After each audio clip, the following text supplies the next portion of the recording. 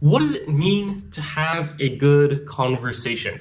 It's something that we do pretty much every day. If there's people in our lives, people that we come across in our family and work, and just even acquaintances that we meet, we're continuously having conversations in every part of our life about all kinds of things. With our friends, we talk about certain things. With coworkers, we talk about totally different things. And, with our family, we share certain ideas. So we're always having conversations. And what does it mean to have a good conversation? Sometimes when we do have a good conversation, that is so easy to tell. It's so easy when we know that we've had a good conversation with someone. We connect with them, we share ideas, we talk about certain things, we might get deep on certain subjects. So I just wanted to share a couple ideas on how to have a good conversation and what it could lead to. So one of the most important things of having a good conversation is not to be self-centered. Sometimes when somebody says something in a conversation, for example, they start talking about their day and how they missed the bus maybe.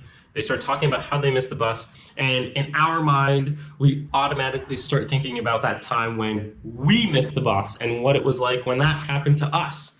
And then when they finish speaking, we're like, oh yeah, I missed the bus that time too. And it was like this. And then we start talking about ourselves. So in a conversation, if somebody brings up an idea, we want to dive into that idea from their perspective. How did you feel? What was that like for yourself?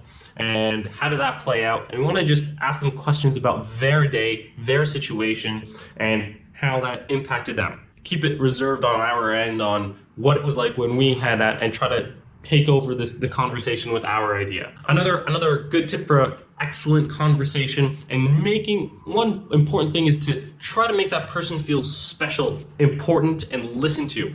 There are two things that we can show that we are listening in a conversation, and one is to repeat what that person said. If they are talking about how their day went at work, when they're finished talking, when it's our turn, we are reinforcing that idea to say, oh, it seems like you had a busy day with lots of paperwork, or whatever they just said, and just to say it as they said it. And that is one way we can show that we are listening in a conversation. Two would be to ask a question about what just happened.